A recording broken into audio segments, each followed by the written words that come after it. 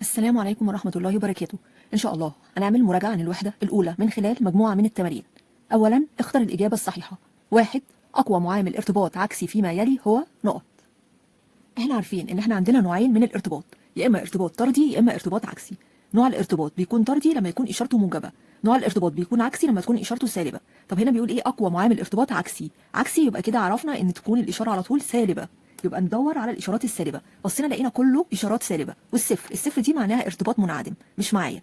الارتباط العكسي يبقى هدور يا ترى دي ولا دي ولا دي، لان كل الاشاره بتاعتهم سالب. يبقى الارتباط العكسي لما يكون قدامه اشاره سالبه. هنا بيقول ايه اقوى. اقوى يعني معناها ان معامل الارتباط بيكون اكبر من 6/10 ولغايه 99%.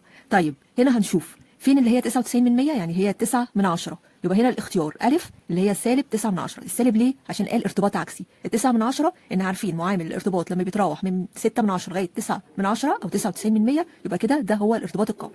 طب هنا 5/10، 5/10 ده ارتباط متوسط. 1/10 ده ارتباط درجته ضعيف. 2. أقل معامل ارتباط فيما يلي هو، وأعطي مجموعة من الاختيارات. أقل يعني هنا معناها إن هو الارتباط الضعيف، أضعف يعني كده معناها إن معامل الارتباط بيتراوح ما بين الصفر وال4/10، يعني أكبر من الصفر وأصغر من ال4/10. طيب هنا قال ارتباط نوع طردي أو عكسي، ما قالش أي حاجة. طيب احنا عرفنا إن نوع الارتباط بيكون موجب لما يكون الارتباط نوعه طردي، الإشارة لما تكون موجبة يكون الارتباط طردي، سالب لما يكون نوع الارتباط بيكون عكسي. هو هنا ما قالش ارتباط طردي أو عكسي. طيب خلاص احنا كده كده مالناش دعوة بالإشارات دلوقتي خالص، هو مش طالب هي طردي ولا عكسي. يعني أنا كده هنا عندي سالب 1/1 كأنها 1/1 بالموجب، السالب 9/10 يعني كأنها 9/10 بالموجب، 12% هي ال 12% بالموجب، 1.2% برضه 1.2% بالموجب، هي كده كده بالموجب. يعني كأن كله معايا بالموجب عادي، لأن الموجب بيدل على إنه طردي نوع الارتباط، والسالب بيدل إن هو عكسي. أنا عشان أقارن أعرف نوع الارتباط اللي هو هنا درجته ضعيف ولا قوي ولا متوسط، هنبص هنا ده 1/1 ده بيستبعد ليه؟ لأن ما ينفعش يكون معامل الارتباط أكبر من الواحد. وهنا برضه 1.2% ده بيستبعد لأن هنا معامل الارتباط أكبر من الواحد. ما عنديش غير الاختيارين دول 9/10 و12%. 12% دي يعني كأنها بناخد أول رقم قبل العلامة على طول، يعني كأنها 1/10. واحنا قلنا الارتباط الضعيف بيتراوح من الصفر لغاية قبل ال4/10، يعني هنا في 1/10، يبقى الاختيار هنا 1/10 اللي هو 12%، يبقى الاختيار ج 12% كأنها 1/10. هنا يبقى معامل الارتباط ما بين الصفر وال4/10. طيب ال9/10 ده ارتباط نوعه قوي، لكن هو عايز ايه؟ أقل معامل ارتباط، أقل يعني أضعف، يعني معامل الارتباط ضعيف. وناخد بالنا ان احنا بنستبعد الاكبر من الواحد، لان اصلا قيمه ر اللي هي معامل الارتباط ما ينفعش انها تكون اكبر من الواحد، لانها بتتراوح من السالب 1 لغايه الواحد. سالب 1 امتى؟ لما يكون الارتباط تام. وهنا برضو الواحد امتى؟ لما يكون الارتباط تام. طب امتى يكون السالب 1؟ لما يكون الارتباط نوعه عكسي، عكسي تام. والواحد امتى؟ لما يكون الارتباط طردي تام. يبقى في جميع الحالات ما ينفعش ان هي تكون اكبر من الواحد، معامل الارتباط ما ينفعش يكون اكبر من الواحد. 3. الشكل الذي يدل على ارتباط عكسي قوي بين س وصاد هو الشكل ايه؟ ألف ولا ب ولا ج ولا د؟ طيب أخدنا في قبل كده في شكل الانتشار. قبل كده في شكل الانتشار لما يكون شكل الخط كده بيعمل ايه؟ دي اسمه نوع الارتباط ارتباط طردي، لأنه بيعمل ايه؟ بيصنع زاوية حادة مع محور السينات. طيب لما يكون بالعكس كده ده اسمه ارتباط عكسي، لأنه بيصنع زاوية منفرجة مع محور السينات. طيب هو هنا دلوقتي بيقول ايه؟ الشكل اللي بيدل على ارتباط عكسي. عكسي مالناش دعوه دلوقتي الدرجه بتاعته ايه. طب العكسي يعني الشكل بالمنظر ده، بيصنع زاويه منفرجه مع محور السينات، شكله كده. طب بصيت هنا الشكل ألف ده ارتباط عكسي، الشكل ب ارتباط برضو عكسي، الشكل د ده ارتباط برضو عكسي.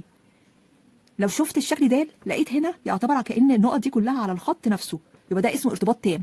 تام طالما النقط على الخط نفسه. طيب لو جيت شفت الشكل ألف، هرسم كده الخط، لقيت النقط قريبة تكاد تقترب منه، تكاد تقترب منه، يبقى ده اسمه ارتباط عكسي قوي. قوي لأنه بالشكل ده هو ماشي كده يصنع زاوية منفرجة مع محور السينات، يبقى ارتباط عكسي قوي. ليه؟ لأن النقط تكاد تكون قريبة منه، قريبة منه جدا. يبقى هنا الشكل ألف ده هو الارتباط العكسي القوي. طب ب ما هو برضه عكسي، لو رسمت الخط كده هلاقي ان النقط بتبعد عنه شويه، يعني ده كده ارتباط عكسي متوسط. طب لو كانت ابعد اكتر يبقى ارتباط عكسي ضعيف. طب امال الشكل هنا ج ده عباره عن ايه؟ لا ده بيصنع زاويه حاده مع محور السينات، اللي هو ده شكله ارتباط ايه؟ ارتباط طردي، ده ارتباط طردي. لو رسمت كده على النقط لقيته على نفس النقط، يعني على نفس الخط، تبقى على طول ده ارتباط طردي تام. 4. إذا كانت معادلة خط الانحدار هي ص المتوقعة بتساوي 3 ناقص س، فإن نوع الارتباط بين المتغيرين س وص بيكون ومجموعة من الاختيارات. طيب احنا عارفين معادلة خط الانحدار اللي هي ص المتوقعة دي بتساوي ايه؟ أ زائد ب س. طيب هنا معامل السين دايما هو اسمه الب اللي هو مضروب فيها على طول. طيب لما تكون الإشارة موجبة يبقى على طول نوع الارتباط بيكون نوعه طردي. طب لو كان ألف ناقص ب س كانت هتكون هنا إشارة الب اللي هي معامل الارتباط هنا إشارته سالبة، يبقى على طول نوع الارتباط هيكون عكسي. يبقى الإشارة بتاعت المعامل السين إذا كان اللي هو ب موجب يبقى على طول الارتباط طردي، إذا كانت سالب يبقى الارتباط عكسي. طب هو هنا بيقول إيه؟ 3 ناقص س، مين اللي لازق في السين على طول؟ اللي هو الب، إشارته إيه؟ سالبة، يبقى كده الارتباط عرفت إن هو إيه؟ عكسي. طيب هنا بصيت لقيت هنا طردي، لا هو مش طردي، لان هنا الطردي بيكون الاشاره موجبه، لا يوجد ارتباط، يعني هنا الارتباط بيساوي صفر، منعدم برضو الارتباط بيساوي صفر، الاثنين زي بعض. طب عكسي تام، هو عكسي طب تام ليه؟ علشان هنا اللي جنب السالب س على طول مفيش رقم، يعني على طول هنا بواحد. طب ما احنا عارفين التام يعني بيكون ر بتساوي واحد، يعني هنا بتقول سالب واحد س، يبقى هو فعلا الاختيار د عكسي تام. 5. إذا كانت معادلة خط الانحدار هي ص المتوقعة بتساوي 7 ناقص 8 من 10 س، فإن قيمة ص المتوقعة عندما س بتساوي 5 هي إيه؟ طب هنا معادلة خط الانحدار، هنا إحنا قلنا ص بتساوي أ زائد ب س، هنا معامل السين عبارة عن إيه؟ إشارته سالبة، يعني نوع الارتباط هنا لو طلب نوعه على طول إيه؟ طالما الإشارة بتاعت الب سالبة يبقى على طول عكسي. طيب هو عايز قيمة ص المتوقعة لما س بتساوي 5، هكتب المعادلة عادي اللي هو عطاها لي، إن ص المتوقعة بتساوي 7 ناقص 8 من 10 س، يعني هشيل السين واحط قيمتها اللي هو عطاها لي بخمسة، يعني هتكون ص المتوقعة هكتب المعادلة زي ما هي على طول، 7 ص المتوقعة بتساوي 7 ناقص 8 من 10 في س، يبقى بشيل السين واحط قيمتها اللي هي بخمسة، يعني ص المتوقعة بتساوي 7 ناقص 8 من 10 في 5 يعني هتساوي 4، يعني 7 ناقص 4 هتساوي 3، يبقى ص المتوقعة بتساوي 3، يبقى كده الاختيار ب ب3. 6. إذا وقعت النقطتان الزوج المرتب الأولاني اللي هي 2 و8 والنقطة الثانية 7 و3 على خط الانحدار ص على س، وكان الارتباط تاما، فإن معامل الارتباط الخطي بيساوي، وأعطي مجموعة من الاختيارات. هو هنا قال الارتباط كان تام، يعني هو بيساوي واحد، الله أعلم بقى إشارته موجب ولا سالب، ده اللي بيحدد نوعه. هو عايز معامل الارتباط الخطي بقى هيساوي يا ترى موجب واحد ولا سالب واحد، احنا كده هنستبعد الصفر والنص، ليه؟ لأن هو قال الارتباط تام، يعني يا إما هيطلع سالب واحد لو الارتباط عكسي، وواحد لو الارتباط طردي، السالب بيدل على العكسي والموجب بيدل على نوع الارتباط طردي. طيب هنا بيقول احنا عارفين أي نقطة بتمثل بزوج مرتب بيكون عبارة عن س وص. طب هو هنا بيكون عندي نقطتين، لما بيكون عندي نقط على طول يبقى بنستخدم الميل بيساوي ايه؟ فرق الصادات على فرق السينات، عشان نقدر نعرف اذا كان الميل طلع موجب يبقى كده هيطلع نوع الارتباط طردي، لو الميل طلع سالب يبقى نوع الارتباط عكسي. طيب اي نقطتين بقى بيمثلوا بزوج مرتب س وص؟ طب النقطه الاولى 2 و8 يعني معناها س وص، طب انا عندي نقطتين يبقى هنا عباره عن س واحد وصاد واحد، النقطه الثانيه برضو س وصاد، بس هتبقى هنا عشان النقطه الثانيه هتبقى س 2 وصاد 2.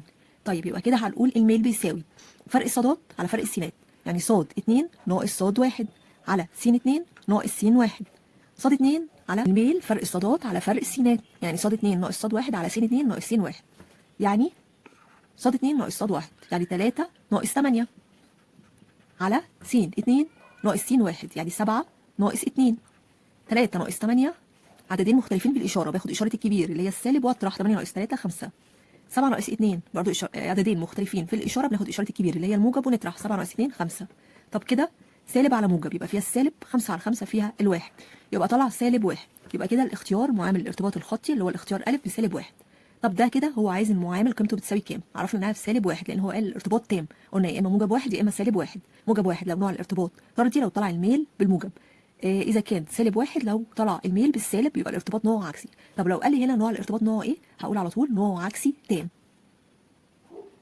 ثانيا أجب عن الأسئلة الآتية. رقم 7 إذا كان مجموع س بيساوي 50 ومجموع ص بيساوي 40 ونون بتساوي 10، مجموع س في ص بتساوي 213، مجموع س أس 2 بيساوي 298، مجموع ص أس 2 بيساوي 176. اوجد قيمة معامل الارتباط لبيرسون، أكيد معامل الارتباط الخطي لبيرسون بين المتغيرين س وص، وحدد نوعه ودرجته. هنا البيانات أعطيها جاهزة على طول، فاحنا بنكتب القانون ونعوض فيه مباشرة. يبقى معامل الارتباط اللي هو ر بيساوي نون في مجموع س ص ناقص مجموع س في مجموع ص على الجذر التربيعي لنون في مجموع س أس 2 ناقص مجموع س الكل أس 2 في الجذر التربيعي نون مجموع ص أس 2 ناقص مجموع ص الكل أس 2. راح طبعا اللي هو معامل الارتباط الخطي، نون اللي هي عدد القيم، مجموع س ص بنجيب الأول الكبير اللي هو مجموع س في ص مع بعض لأن ده أكبر حاجة هتكون عندي، مجموع س في ص ناقص مجموع س في مجموع ص، بعد الناقص انا فكيتهم، مجموعه س خليتها لوحدها في مجموعه ص لوحدها، هنا مضروبين في بعض مجموعه س ص، وبعدين قلت بقى ناقص مجموعه س بس في مجموعه ص. بعد كده على المقام الجذر التربيعي لنون، بنقول دايما نون في مجموع س أس 2 الكبير ناقص الصغير ناقص مجموع س، مجموع س بس وبعد كده أربعها في اللي عملته مع س هاجي أعمله مع ص. الجذر التربيعي لنون برضو، بعدين بدل السين هنا بقول ص، يبقى مجموع ص أس 2 الكبير برضو ناقص مجموع ص بس وبعدين أربعها. يلا نعوض. ر بتساوي نون ب10 في مجموع س ص 213 ناقص، بعد الناقص على طول نفتح قوس، مجموع س بس اللي هي ب50 في مجموع ص 40. بعدين ننزل في المقام الجذر التربيعي لنون ب10 في مجموع س أس 2 298 ناقص مجموع س يعني ب50 وبعدين أس 2 في، خلصت السين هروح بقى للصاد الجذر التربيعي لنون اللي هي ب10 في مجموع ص أس 2 176 ناقص مجموع ص 40 بكل أس 2. أعوض على الكالكوليتر على طول. 469 من 1000 بنسيبها زي ما هي أو بنقربها لأقرب جزء من 100، يعني عند قبل العلامة برقمين، يعني عند الستة. يا ترى الستة دي بتتكبر ولا لأ؟ بنشوف اللي قبليها نشوفه هو كريم ولا بخيل. لقينا التسعة دي من الأرقام الكريمة، يبقى على طول دي بتكبر اللي بعديها، هتخلي الستة هتخليها 7، هتبقى 47 من 100، يبقى معامل الارتباط تقريبا بيساوي 47 من 100. طب أنا كده جبت قيمته 47 من 100. طيب يا ترى نوعه الإشارة إيه؟ موجب، يبقى على طول طالما الإشارة موجب يبقى نوعه ارتباط طردي. طيب درجته هنشوفها هنا اهوت بتساوي 4 من 10، عند ال4 من 10 بالظبط، يبقى على طول درجته متوسط. لأن احنا قلنا لما تكون الره أكبر من أو تساوي 4 من 10 لغاية أصغر من أو تساوي 6 من 10، يعني 4 من 10 معايا و6 من 10 معايا، واللي ما بينهم ده بيكون الارتباط نوعه درجته متوسط.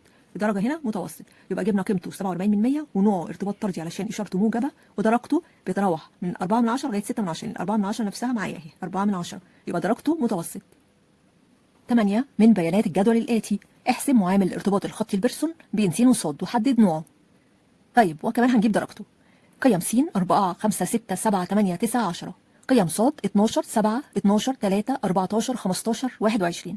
طيب علشان نجيب معامل الارتباط الخطي البيرسون وأعطي مجموعة من القيم في الجدول س وص، بنكون جدول رأسي مكون من 5 أعمدة، نفس الصفين اللي موجودين لس وص بننقلهم في صورة عمودية، بنكتب قيم س تحت بعض وقيم ص تحت بعض، وبعدين بنربع السين تبقى س أس 2، وبعدين نربع الصاد تبقى ص أس 2، وبعدين نضرب السين في الصاد وبنجيب مجموعة ال5 أعمدة، وبعد كده نعوض في القانون.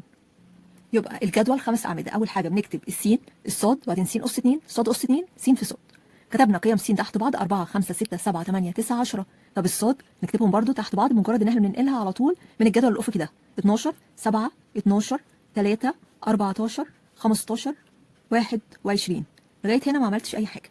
بعد كده هنجيب س أس 2، هنربع العمود الاولاني نخليه أس 2، يعني 4 أس 2 16، 5 أس 2 25، 6 أس 2 36، 7 أس 2 49، 8 أس 2 64، 9 أس 2 81، 10 أس 2 100.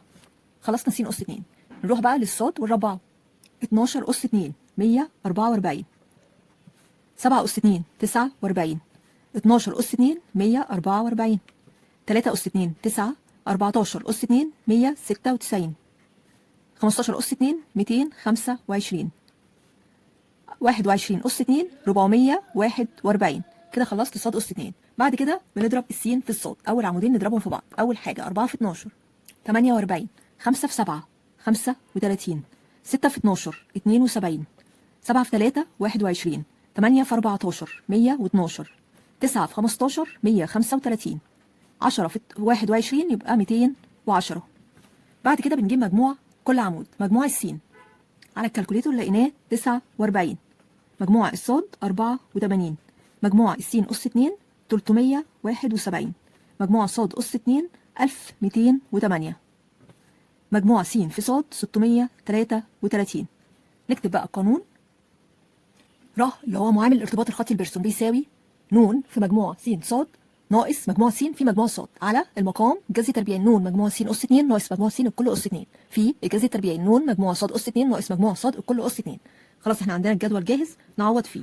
ن اللي هي بكام؟ اللي هي عدد القيم اللي موجوده عندي لس او صاد، يعني 1 2 3 4 5 6 7، يعني كده ن بتساوي 7. يبقى عدد القيم هنا ن بتساوي 7، يبقى 7 في مجموع س صاد اللي هي اخر عمود 633 ناقص مجموع س 49 في مجموع صاد 84. ننزل للمقام الجذر التربيعي لنون اللي هي 7 في مجموع س أس 2 371. ناقص مجموع س. مجموع س بكام؟ 49. وبعد كده اربعه. بعد كده في الجذر التربيعي اعمل بقى الصاد. ن بكام؟ ب7. في مجموع صاد اس 2 1208 ناقص مجموع صاد بس. مجموع صاد 84. بعدين اربعها تبقى اس 2.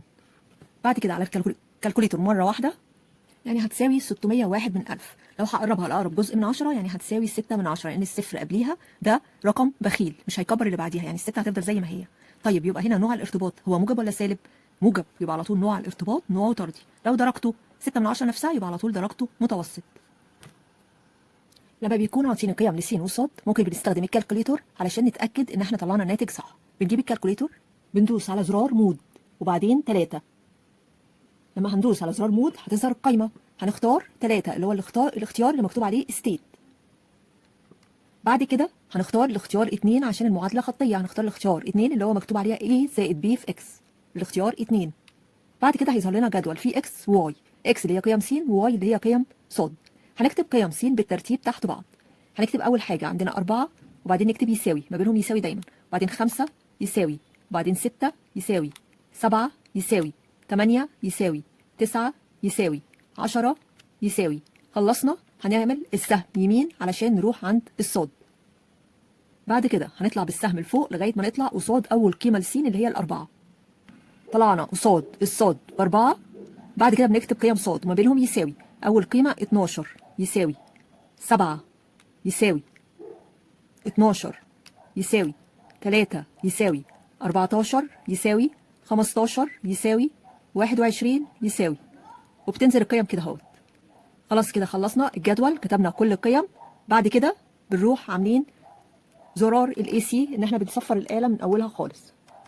نصفر الكالكوليتور بنخليها تتصفر خالص تبقى على الزيرو. بعد ما عملنا الجدول هنعمل الاي سي ندوس عليها كده عطت الزيرو. بعد ما بتدي الزيرو كده بعد ما دوسنا على الاي سي بنعمل ايه؟ بدوس على شيفت وبعدين 1. شيفت وبعدين 1 هتظهر قايمة. القايمة دي هنختار الاختيار 5 اللي هو مكتوب قدامها رج، هنختار الاختيار 5. بعد كده هتظهر قايمة تانية هنختار اختيار 3 اللي هو مكتوب عليها ار، الاختيار 3 اللي هي ار اللي هي را اللي هي معامل الارتباط. بس طلعت كده را. هنعمل ايه؟ هنروح دايسين يساوي، هنشوف الناتج طلع لنا فعلا 601 من 1000. وبكده بنبقى اتأكدنا بالكالكوليتور. طيب عايزين نرجعها لوضعها الاولاني خالص، هنعمل ايه؟ هندوس مود و1.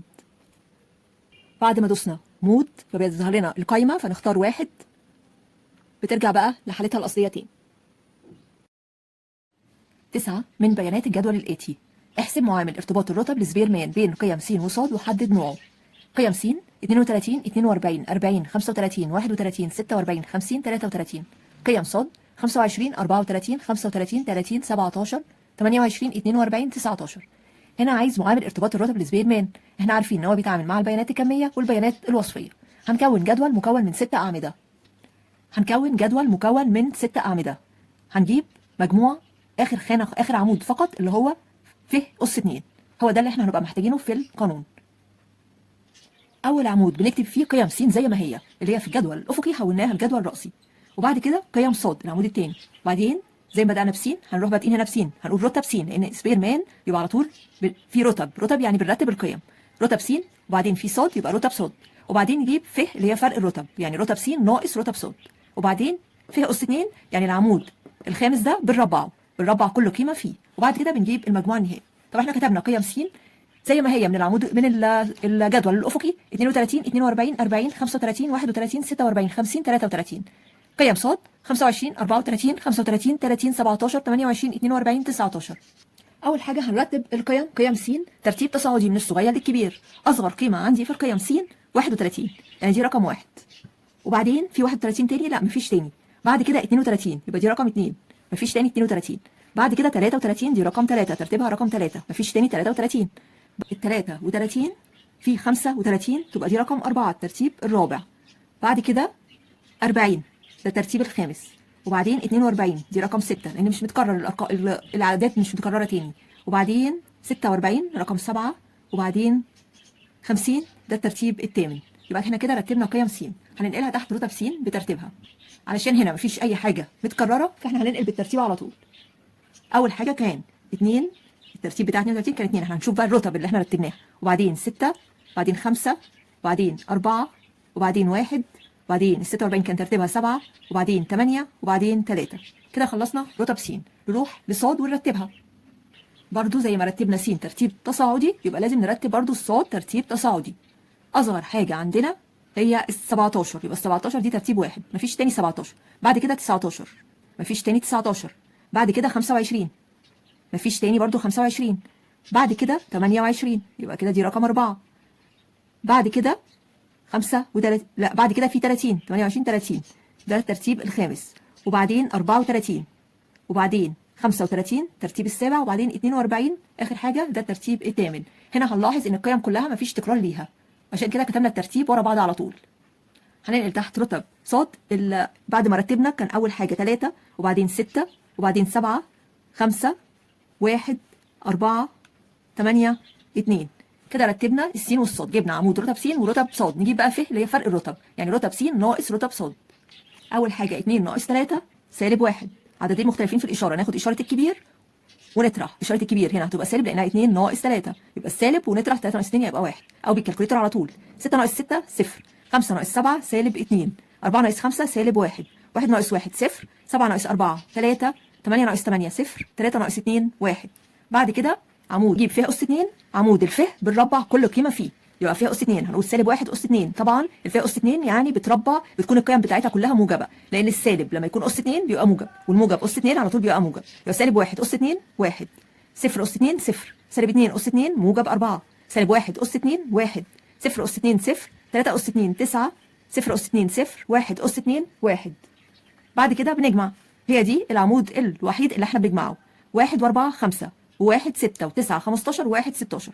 طبعا قبل ما اجيب الفاء اس 2 المفروض اني كنت اجمع العمود الف واتاكد ان مجموعه كله بيساوي صفر. لو كان بيساوي صفر يبقى احنا كده ماشيين صح. هنجمع سالب 1 وسالب 2 سالب 3، وسالب 1 يبقى سالب 4، وهنا موجب 3 مع موجب 1 يعني موجب 4، يبقى سالب 4 وموجب 4 عددين، عدد معكوسه الجمعي يبقى بيساوي صفر، يبقى كده مجموع الف على طول بيساوي صفر. او بالكالكوليتر بنجمع ونتاكد ان عمود الف بصفر، يبقى احنا كده ماشيين صح. بعد كده جبنا الف اس 2 وجمعناه بقى عطى المجموع 16.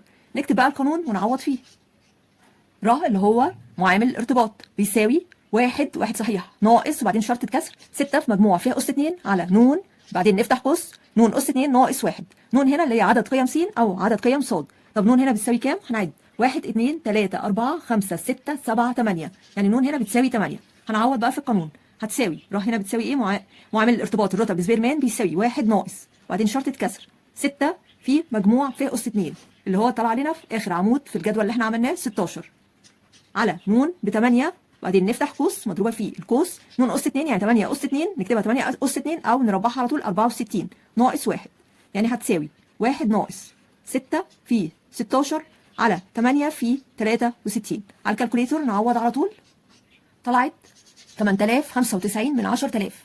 طيب احنا كده جبنا قيمه معامل الارتباط، ممكن نقربه لاقرب جزء من 10 هيطلع هنا. هنشوف عشان نشوف ال8 دي بتتكبر ولا لا، نشوف اللي قبليها صفر، ده من الارقام البخيله اللي مش بتتكبر اللي بعديها، هتفضل 8 من 10 زي ما هي، يبقى كده بيساوي 8 من 10 تقريبا. طيب هو عايز كده نوعه هنا الاشاره ايه؟ الاشاره موجبه، يبقى على طول نوع الارتباط طردي. طب لو عايز درجته هنا قوي. 10 من بيانات الجدول الآتي احسب معامل ارتباط الرتب لسبيرمان. س ممتاز جيد جيد جدا مقبول ضعيف جيد. ص جيد ضعيف مقبول ممتاز جيد جدا مقبول. طبعا طالما بيانات وصفيه سبيرمان هو اللي بيتعامل معاها. برضه هنكون جدول مكون من 6 اعمده. هنكتب العمود الاولاني قيم س، وبعدين قيم ص، رتب س رتب ص، وبعدين ف فرق الرتب، بعدين ف اس 2 اللي هو العمود الاخير ده بالربع، اللي هو قبل الاخير بالربعه عشان نجيب العمود الاخير. طيب احنا علشان نرتب قيم س او قيم ص لازم يترتبوا زي بعض ترتيب تصاعدي من الصغير للكبير. عشان نعرف الترتيب للتقديرات دي، اول حاجه من الصغير اصغر حاجه اللي هي الضعيف. ضعيف دي اول حاجه بنرمز لها بالرمز ض، وبعدين المقبول اللي هو رمز م، وبعد كده الجيد ج، وبعدين جيد جدا اللي هو ج ج، وبعدين ممتاز اللي هو زين. يبقى هو ده الترتيب اللي احنا هنمشي عليه، ض م ج ج ج، وبعدين زين اللي هي ضعيف لو في قبليها ضعيف جدا هيبقى برضو هي دي اللي هنبدا بيها. لكن هنا من الصغير للكبير هنرتب ازاي؟ بنقول ضعيف، مقبول، جيد، جيد جدا، ممتاز. طيب كتبنا قيم س اللي هي ممتاز وبعدين جيد وبعدين جيد جدا وبعدين مقبول وبعدين ضعيف وبعدين جيد. قيم ص جيد، ضعيف، مقبول، ممتاز، جيد جدا، مقبول. عشان نرتب نشوف قيم س. اول حاجه في قيم س اصغر حاجه اللي هي الضعيف، يبقى عند الضعيف هنا هنكتب 1. طب في ضعيف تاني في س؟ لا مفيش. بعد كده مقبول، دي هيبقى الترتيب التاني، مفيش تاني مقبول. بعد كده في الجيد هنا وفي تاني جيد، يبقى هنا عندي الترتيب الثالث والرابع. الجيد اخذ الترتيب الثالث والرابع. طب كده هينفع نكتبه 3 و4؟ هنكتب 3 و4؟ لا مش هينفع. احنا كده هنكتب الضعيف 1 مفيش تاني زيه، الترتيب بتاع مقبول 2 مفيش تاني زيه، لكن الجيد الثالث والرابع ترتيبه هنعمل ايه؟ هنجمعهم ونقسم على عددهم، هنقسم على 2، يعني 3 زائد 4 عددهم 2. 3 زائد 4 اللي هو الترتيب، بنجمع الترتيب 3 زائد 4 يعني بيدي 7. 7 على الاثنين يبقى فيها 3.5. يبقى هنكتب قدام ترتيب الجيد هيكون هنا 3.5 وعند الجيد تانية 3.5. كده خلصنا الجيد. بعد كده اللي اكبر من الجيد جيد جدا، يبقى ده الترتيب الخامس، يبقى نكتب قصاده 5. واخر حاجه الممتاز اللي هو اكبر حاجه، ده الترتيب السادس. كده كتبنا رتب س 6 وبعدين 3.5 وبعدين 5 2 1 3.5. نفس الفكره هنرتب قيم ص. اصغر حاجه خالص هي الضعيف، هي دي رقم 1، مفيش تاني ضعيف في قيم ص، هنكتب 1. طيب بعد الضعيف مقبول، هنشوف لقينا مقبول 2، ده الترتيب الثاني والترتيب الثالث، يبقى هنجمع هنقول 2 زائد 3 ونقسم على عددهم على 2، 2 زائد 3 5 على 2 يبقى فيها 2.5، يبقى هنكتب قصاد كل مقبول 2.5. بعد المقبول جيد، جيد ده الترتيب الرابع، وبعد كده مفيش تاني جيد نكتب قصادها يبقى 4. بعد كده جيد جدا 5، مفيش تاني جيد جدا فنكتب قصاده 5. وبعد كده الممتاز ده الترتيب السادس يبقى ترتيبه 6. يبقى كده رتب ص 4 1 2.5 من 10 6 5 2.5 من 10. بعد كده نجيب فرق الرتب اللي هي رتب س ناقص رتب ص، يعني 6 ناقص 4 2، 3.5 ناقص 1 2.5، 5 ناقص 2.5 2.5، 2 ناقص 6 سالب 4، 1 ناقص 5 سالب 4، 3.5 ناقص 2.5 فيها الواحد. هنجمع الف عشان نتاكد ان المفروض مجموعها يساوي ايه؟ بيساوي 0. نتاكد كده، عندي 2 و2.5 و2.5 5 و2 7 و1 كل ده بالموجب يدي 8. وبعد كده في السالب سالب مع سالب 4 مع 4 يدي سالب 8، يبقى انا عندي موجب 8 وسالب 8 عدد معكوسه الجمعي عطى 0، يبقى احنا كده ماشيين صح. بعد كده هنربع الف، نربع كل قيمه في ف عشان نجيب عمود ف اس 2. 2 اس 2 هتبقى 4، 2 و5 من 10 اس 2 هتبقى 6 و25 من 100، 2 و5 من 10 اس 2 هتبقى 6 و25 من 100. سالب 4 اس 2 موجب 16، سالب 4 اس 2 موجب 16، 1 اس 2 بواحد. على الكالكوليتور نجمع عمود ف اس 2 هو العمود الوحيد اللي احنا بنجيب مجموعه،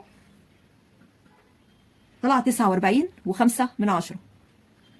بعد كده بنكتب القانون، ر بتساوي 1 ناقص 6 في مجموع ف اس 2 على ن في القوس ن اس 2 ناقص 1. طب هي ن هنا بتساوي كام؟ ن عدد قيم س او عدد قيم ص، 1 2 3 4 5 6، يبقى ن هنا بتساوي 6. هنعوض في قانون، ر بتساوي 1 ناقص وبعدين شرطة كسر 6 في مجموع ف اس 2 49 و5 من 10 على المقام ن اللي هي ب 6 في نفتح قوس 6 اس 2 يعني 36 ناقص 1.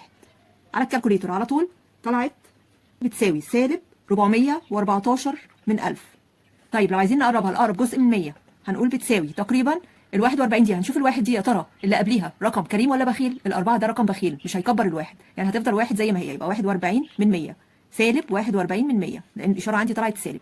طيب يبقى كده معامل ارتباط الرتب لسبير مان سالب 41 من 100 سالب 41 من 100. طب لو عايز نوعه، هو ما طلبش هنا النوع بس هو لو عايز نوعه هنقول ايه؟ طالما الإشارة سالب يبقى الارتباط نوعه عكسي. طب الدرجة بتاعته درجته متوسط، الارتباط نوعه عكسي عشان الإشارة هنا ايه؟ طلعت بالسالب. 11 الجدول الآتي، هنا الربط بالتجارة بيمثل حجم المبيعات س والربح الناتج ص لمجموعة مكونة من 6 شركات، يعني هنا ن بتساوي 6. والمطلوب حساب معامل ارتباط بيرسون بين حجم المبيعات والربح، يعني كده عايز معامل ارتباط بيرسون بين س وص. هنا عاطي الجدول حجم المبيعات اللي هو س 500 600 400 480 550 100، الربح اللي هو ص 300 400 250 200 490. هنا عندي الأعداد كبيرة شوية بس هنطبق برضو نفس الخطوات هتمشي معانا صح. طيب هنا عايز بيرسون، بيرسون يبقى بنكون جدول مكون من 5 أعمدة، بنجيب مجموع كل الأعمدة. الجدول س وصاد وس أس 2 صاد أس 2 س في صاد. طيب كتبنا يعني نفس الجدول نقلناه في صورة رأسية، كتبنا السين 500 600 400 480 550 100. كتبنا قيم ص زي ما هي 400 300 400 250 200 490. بعد كده نربع السين، نجيب بقى س أس 2. أول حاجة 500 أس 2 250,000، بعدين 600 أس 2 360,000، 400 أس 2 160,000، 480 أس 2 230,400، 550 أس 2 300 و200,500، 100 أس 2 10,000. بعد كده نربع الصاد أس 2، نربع الصاد عشان نجيب صاد أس 2. 300 أس 2 90,000، 400 أس 2 160,000، 250 أس 2 62,500، 200 أس 2 40,000، 400 أس 2 160,000، 90 أس 2 8,100. بعد كده هنضرب العمود س في ص. أول حاجة 500 في 300 150,000، 600 في 400 240,000، 400 في 250 100,000، 480 في 200 96,000، 550 في 400 220,000، 100 في 90 9,000. كده هنجيب بقى مجموع كل عمود فيهم. مجموع السين 2630، مجموع الصاد 1640، مجموع السين أس 2 1,312,900، صاد أس 2 520,600، س في صاد 815,000. نكتب القانون. ر بتساوي ن في مجموع س صاد ناقص، نفتح قوس، مجموع س في مجموع صاد على المقام الجذر التربيعي لن في مجموع س أس 2 ناقص مجموع س الكل أس 2 في الجذر التربيعي ن في مجموع صاد أس 2 ناقص مجموع صاد الكل أس 2. نعوض بقى في القانون. احنا طلعنا ن بكام؟ ن ب6 اللي هي عدد قيم س أو صاد. هو قال ايه؟ شركة مكونة من كام؟ مجموعة مكونة من كام؟ من 6 شركات. يعني ر بتساوي ن اللي هي 6 في مجموع س صاد اللي هي 815,000 ناقص مجموع س اللي هي 2630 في مجموع ص 1640 على المقام الجذر التربيعي لنون يعني 6 في مجموع س أس 2 1,312,900 ناقص مجموع س بس اللي هو 2630 وبعدين أقول أس 2 في اللي عملته مع س هعمله مع ص. الجذر التربيعي لنون اللي هي 6 في مجموع ص أس 2 520,600 ناقص مجموع ص 1640 وبعدين أخليه أس 2 على الكالكوليتر على طول. هنقول طلعت بتساوي 893 من 1000. ممكن نقربها لأقرب جزء من 100. هنشوف كده 89. هنشوف التسعة دي يا ترى هتتكبر ولا لا. لا قبليها رقم بخيل اللي هو الثلاثة فمش هيكبرها، هيخليها زي ما هي 9. يعني هيبقى كده الناتج ر بتساوي معامل الارتباط بيساوي 89 من 100. طب لو عايز نوع طالما الإشارة قدامه موجبة يبقى نوعه طردي. طب لو عايز درجته هنا قوي. وممكن عشان نتأكد برضو من الحل بنجيب عن طريق قيم س وقيم ص زي ما وريتكم على الكالكوليتر مباشرة ونشوف هتطلع نفس الناتج ولا لا. ان احنا بندوس على زرار مود وبعدين نختار 3 اللي هو ستيت وبعدين بنختار الاختيار 2 اللي هي المعادله عشان معادله خطيه وبعدين بنجيب الجدول اللي هو اكس وواي اللي هي قيم س وقيم ص بنكتبهم ورا بعض بالترتيب وبعدين نطلع الجدول كده. بعد كده بنعمل زرار الاي سي اللي هو بنصفر الكالكوليتر. بعد كده ندوس على زرار شيفت 1 هتظهر مجموعه الاختيارات. هنختار الاختيار 5 وبعدين 3 وبعدين نعمل يساوي. طلع الناتج زي ما طلع لنا بالظبط 893 من 1000. 12 من بيانات الجدول الآتي: أ اوجد معامل الارتباط الخطي البيرسون بين المتغيرين س وص وحدد نوعه. ب اوجد معادلة خط الانحدار ثم تنبأ بقيمة ص المتوقعة عندما س بتساوي 7. الجدول قيم س 10 12 15 12 14 8، قيم ص 6 8 6 6 9 5. طيب هنا هو عايز ايه؟ المعامل الارتباط الخطي البيرسون. يبقى بنكون جدول مكون من 5 أعمدة وبنجيب مجموع كل الأعمدة س وصاد وس أس 2 وصاد أس 2 وس في صاد. أول حاجة السين قيمها 10 12 15 12 14 8، قيم صاد 6 8 6 6 9 5. هنربع السين يبقى نجيب عمود س أس 2.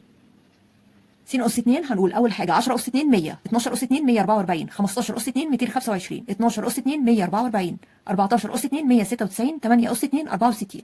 بعد كده هنيجي عند قيم صاد ونربعها.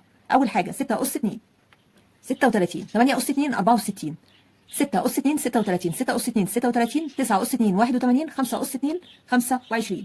بعد كده هنضرب العمود الأول في تاني السين في الصاد. أول حاجة 10 في 6 يبقى 60، 12 في 8 96، 15 في 6 ب90، 12 في 6 72، 14 في 9 126، 8 في 5 ب40. نجيب بقى مجموع كل عمود فيهم. أول حاجة مجموع السين بنجمع قيم س كلها. مجموع السين 71، مجموع الصاد 40، مجموع س أس 2 873، مجموع الصاد أس 2 278، مجموع س في صاد 484. كده نكتب القانون ونعوض فيه. ر بتساوي ن في مجموع س صاد ناقص مجموع س في مجموع ص على الجذر التربيعي لنون في مجموع س أس 2 ناقص مجموع س الكل أس 2 في الجذر التربيعي لنون مجموع ص أس 2 ناقص مجموع ص الكل أس 2. بعد ما عوضنا بتساوي نون احنا جبناها عدد القيم اللي هي قيم س او ص 1 2 3 4 5 6 نون بتساوي 6 يبقى هتساوي بتساوي 6 في 484 ناقص نفتح قوس 71 في 40 على المقام الجذر التربيعي ل 6 في 873 ناقص 71 الكل أس 2. بعدين في الجذر التربيعي ل 6 في 278 ناقص 40 الكل أس 2. على الكالكوليتور طلعت بتساوي 5529 من 10000. طيب هنا بقى عشان نقربها لأقرب جزء من 100 هنقول هتساوي تقريبا. نشوف كده الخمسة هنا عشان جزء من 100 يعني رقمين قبل العلامة، يعني هيكون 55 من 100. هنشوف الخمسة دي هتتكبر ولا لا. نشوف اللي قبلها 2 ده رقم بخيل مش هيكبر الخمسة، يبقى كده هتفضل زي ما هي الخمسة، يبقى 55 من 100. يبقى كده بتساوي 55 من 100 اللي هو معامل الارتباط الخطي البيرسون 55 من 100، او ممكن نسيب العدد زي ما هو كده. طيب هو عايز نوعه، طالما الاشاره موجبه يبقى نوع الارتباط نوعه طردي. طيب لو عايز الدرجه بتاعته متوسط، خلصنا كده المطلوب الف. عايز بقى رقم ب، اوجد معادله خط الانحدار ثم تنبأ بقيمه ص عندما س بتساوي 7. معادله خط الانحدار بتساوي ايه؟ ص المتوقعه بتساوي ا زائد ب س. يبقى كده عايزين نجيب قيمه ا و ب، بس احنا اتفقنا ان احنا بنجيب قيمه ب الاول، بنكتب قانون ب علشان قانون الالف موجود فيه قيمه الب. طيب قانون الب بيقول ايه؟ من معامل الارتباط الخطي البيرسون هو نفس البسط بالظبط، يعني نون في مجموعه س ص ناقص مجموعه س في مجموعه ص على المقام الجزء الاولاني من غير الجذر، يعني على النون في مجموعه س اس 2 ناقص مجموعه س الكل اس 2. يبقى نفس البسط على المقام الجزء الاولاني بتاع السين بس من غير الجذر. يبقى قانون الب تاني بيقول ايه؟ بيساوي نون في مجموع س ص ناقص مجموع س في مجموع ص على نون في مجموع س اس 2 ناقص مجموع س الكل اس 2. هنعوض بتساوي 6 في 484 ناقص نفتح قوس 71 في 40 على المقام 6 في 873 ناقص 71 وبعدين نربعها تبقى اس 2. على الكالكوليتر على طول هتساوي 324 من 1000. طيب علشان نجيب بقى الف بيساوي ايه القانون بتاعها؟ الف بيساوي مجموع ص ناقص ب في مجموع س، ب اللي هي القيمه اللي احنا جبناها، على نون مجموع ص اللي هو 40 ناقص نفتح قوس ب اللي هي 324 من 1000 في مجموع س اللي هو 71 على نون اللي هي ب6. بالكالكوليتر طلعت 2.83 من 100. بقى كده عندي قيمه ا وقيمه ب.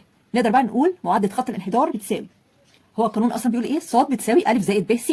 يبقى هنقول ص المتوقعه بتساوي ا اللي هي طلعت بكام؟ 2.83 من 100 زائد ب اللي هي 324 من 1000 في س، يعني ص المتوقعه بتساوي 2.83 من 100 زائد 324 من 1000 في س.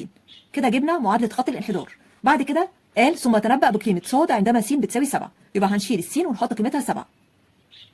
يبقى هنقول ص المتوقعه بتساوي، بنكتب المعادله زي ما هي بارقامها 2.83 من 100 زائد 324 من 1000 في نشيل الس بقى ونحط 7 يبقى في 7. على الكالكوليتر طلعت 5.98 من 1000. طيب اذا سالني عايز نوع الارتباط من معادله خط الانحدار، معادله خط الانحدار اللي عندي دي هشوف ب معامل السين اللي هو الب اشارته ايه؟ اشارته هنا موجبه، طالما اشارته موجبه يبقى على طول نوع الارتباط طردي. 13 لدراسه العلاقه بين الكميه ص من سلعه ما والسعر س بالجنيه كانت لدينا البيانات الاتيه: مجموع س 49، مجموع ص 77، مجموع س ص 609، مجموع س اس 2 371، مجموع ص اس 2 1049 نون بتساوي 7. اوجد. قبل ما اعرف هو اوجد ايه طبعا هنعرف ان هو عايز معامل الارتباط الخطي البيرسون.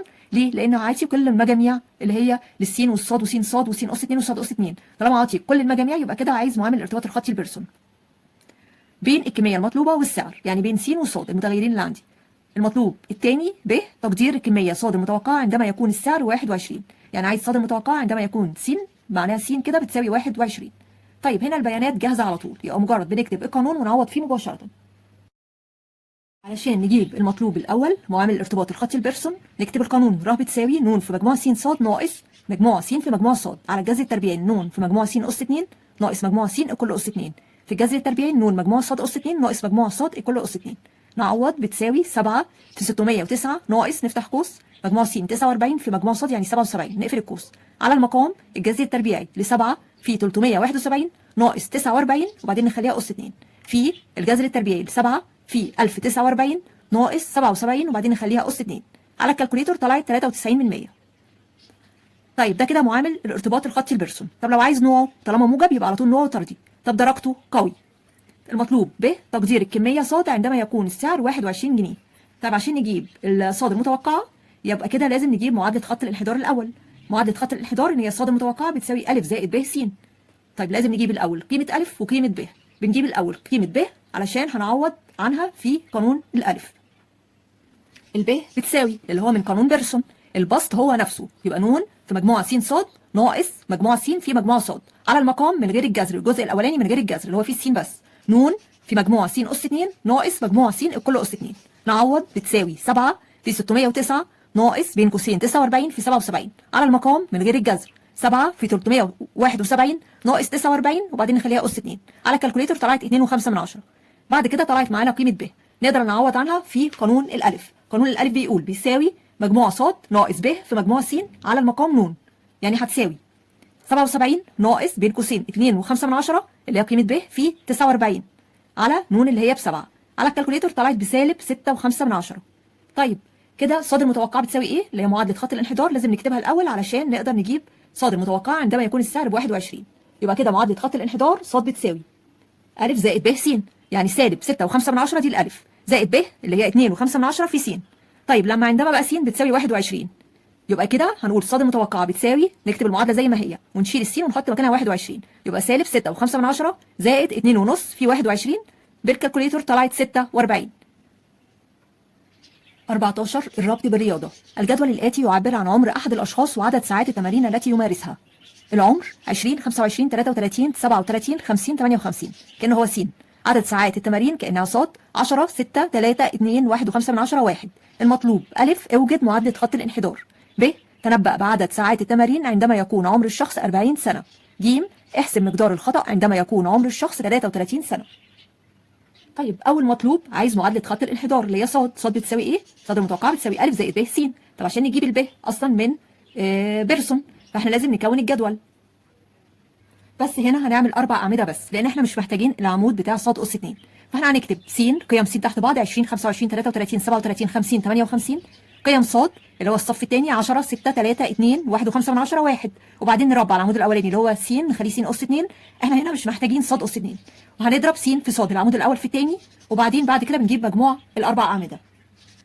بعد كده س أس 2 20 أس 2 400 25 أس 2 625 33 أس 2 1089 37 أس 2 1369 50 أس 2 2500 58 أس 2 3364. بعد كده نضرب السين في الصاد 20 في 10 200 25 في 6 150 33 في 3 99 37 في 2 74 50 في 1.5 75 58 في 1 ب 58. مجموع العمود س 223 مجموع صاد 23.5، مجموع س أس 2 9347 مجموع س في صاد 656.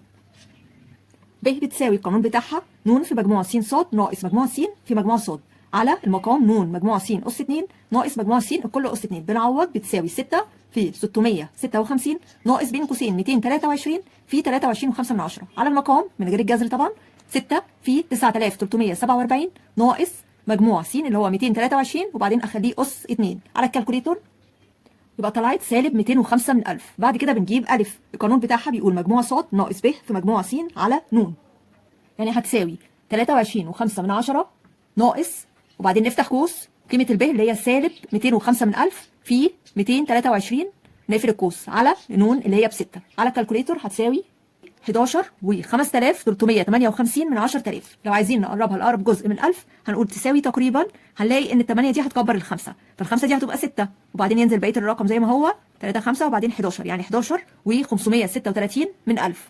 ال5 دي ال8 كان رقم كريم فكبر ال5 خلاها 6 بقت 536 من 1000. يبقى كده قيمه أ 11 و536 من 1000. طب احنا عايزين كده معادله خط الانحدار. معادله خط الانحدار اللي هي الصاد المتوقعه بتساوي أ زائد ب س. أ طلعت بكام؟ 11 و536 من 1000 زائد ب س. زائد ب س اللي هي طلعت بسالب 205 من 1000 في س، يعني هتساوي 11 و536 من 1000 ناقص لأن موجب في سالب بسالب 205 من 1000 س. يبقى كده هي دي معادلة خط الانحدار. صاد المتوقعة بتساوي 11 و536 من 1000 ناقص 205 من 1000 في س. كده ده المطلوب أ معادلة خط الانحدار. ب بقى عايز تنبأ بعدد ساعات التمارين عندما يكون عمر الشخص 40. عدد ساعات التمارين اللي هي ص اللي هي في الصف اللي تحت، عايز يبقى صاد المتوقعة عندما يكون عمر الشخص اللي هو معناه س اللي هو الصف الأولاني عندما يكون عمر الشخص س بتساوي 40. يبقى هنكتب معادلة خط الانحدار عندنا زي ما هي، هنشيل الس ونحط مكانها 40. يعني كده صاد المتوقعة بتساوي 11 و536 من 1000 ناقص 205 من 1000 في 40. طبعا بعد الناقص على طول لازم نفتح قوس. وبعدين هتساوي بالكالكوليتور 3 و336 من 1000. طيب ده كده المطلوب رقم ب. عايزين بقى ج. عايز مقدار الخطأ عندما يكون عمر الشخص 33. يبقى كده لازم بنجيب قانون مقدار الخطأ. مقدار الخطأ بيساوي بين قوسين القيمة المطلقة، لأنه لازم يطلع قيمة موجبة. القيمة الجدولية ناقص القيمة التي تحقق معادلة الانحدار. القيمة الجدولية يعني من الجدول الأفقي اللي هو عطوهولي. هو قال عندما يكون عمر الشخص 33. 33 يعني س هنا ب 33. طب س لما بتكون ب 33 اهي 33، ص بتكون بكام؟ ص بتكون ب 3. يبقى من الجدول ص هنا بتساوي 3. يبقى كده بنقول بتساوي القيمة المطلقة من الجدول طلعت بكام؟ القيمة الجدولية من الجدول ب 3 ناقص القيمة التي تحقق معادلة الانحدار. طب من معادلة خط الانحدار عايزين نجيب قيمة ص، بنعوض فيها. من معادلة خط الانحدار عندي الأساسية اللي هي 11 و536 من 1000 ناقص 205 من 10 في س. بنشيل السين ونحط قيمتها اللي هي 33 زي ما هو قال هنا عمر الشخص 33. يبقى كده هنقول 11 و536 من 1000 ناقص 205 من 1000 بين قوسين في س اللي هي ب 33. نعوض على الكالكوليتور 4 و771 من 1000. كده نقدر نعوض عند مقدار الخطأ اللي هي القيمة التي تحقق معادلة الانحدار. هنا طلعت من المعادلة كام؟ 4 و771 من 1000. يبقى هنقول هنا تحت القيمة لحالة المعادلة اللي هي 4 و771 من 1000 بين قوسين القيمة المطلقة. يبقى 3 ناقص 4 و771 من 1000 بين قوسين القيمة المطلقة. هنشوف تطلع كام. طلعت بين قوسين القيمة المطلقة سالب 1 و771 من 1000. يعني هتساوي، لازم بتطلع الناتج بالموجب، يعني هتساوي موجب 1 و771 من 1000. يبقى كده ده مقدار الخطأ 1 و771 من 1000، لأن جوه قوسين القيمة المطلقة سواء القيمة موجبة أو قيمة سالبة لازم تطلع بره بالموجب. مقدار الخطأ بيطلع بالموجب. وبكده انتهت تمارين المراجعة. أتمنى تكونوا استفدتم، والسلام عليكم ورحمة الله وبركاته.